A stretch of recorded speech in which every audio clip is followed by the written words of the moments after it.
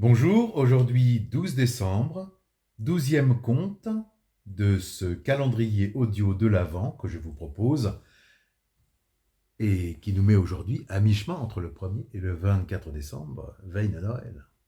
Autant dire que ça se rapproche. Aujourd'hui, un conte intitulé « Les trésors de la forêt ». Margot passe les vacances de Noël chez ses grands-parents, à la campagne. Ses parents et ses frères et sœurs n'arriveront que le 24 décembre. C'est long d'attendre, soupire Margot. Dehors, le froid glacial donne une couleur grise au ciel, tandis que dans la maison d'Ouillette, un grand poêle laisse planer une chaleur agréable. Assis dans un fauteuil confortable, grand-père s'est assoupi pour la sieste. Grand-mère, dans sa cuisine, prépare un gâteau au chocolat. Son odeur sucrée fait envie à Margot, mais il faut attendre demain pour le déguster. « Grand-père, je ne sais pas quoi faire, » murmure Margot à son oreille. Grand-père, tiré de son sommeil, sursaute et grommelle quelques mots. « Bon, lis un livre en attendant que grand-mère ait fini. » Mais Margot n'a pas envie de lire. Elle secoue son grand-père gentiment. « Allez, grand-père, tu m'as promis une promenade. »« Bon, d'accord, » marmonne grand-père en se levant. « Emmitoufle-toi bien et va demander un sécateur à grand-mère. » Margot enroule autour de son nez son écharpe douce, enfile son manteau épais et ses moufles en laine. Son bonnet lui cache bien les oreilles.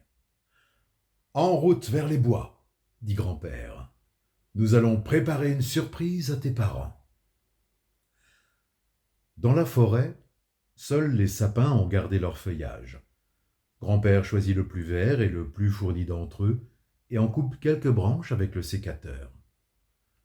Margot s'approche d'un petit buisson vert et brillant aux petites boules rouges. « Je sais ce que c'est, » dit-elle fièrement. « Du hou, ça pique. »« Oui, » répond grand-père, « et on va en couper quelques branches en faisant bien attention. » Margot se demande bien ce que grand-père a dans la tête. La maison est déjà décorée d'un magnifique sapin de Noël avec des guirlandes argent et or. « Rentrons maintenant, » dit grand-père. « Il va bientôt neiger et nous avons du travail. » Sur la table, grand-père étale les branchages, prend de la ficelle et des rubans rouges, du carton et des crayons de couleur. « Nous allons faire une couronne de bienvenue. Je vais lier entre elles les branches de sapin en une forme ronde, comme un soleil.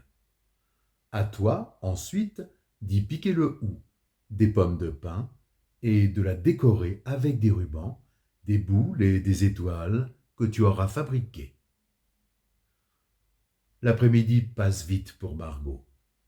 Peu à peu, la couronne de bienvenue s'embellit des couleurs de Noël.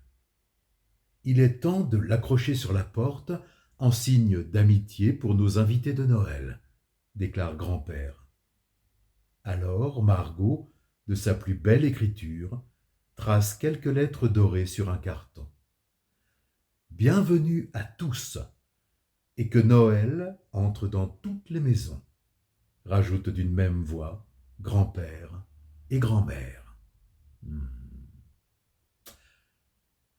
À demain.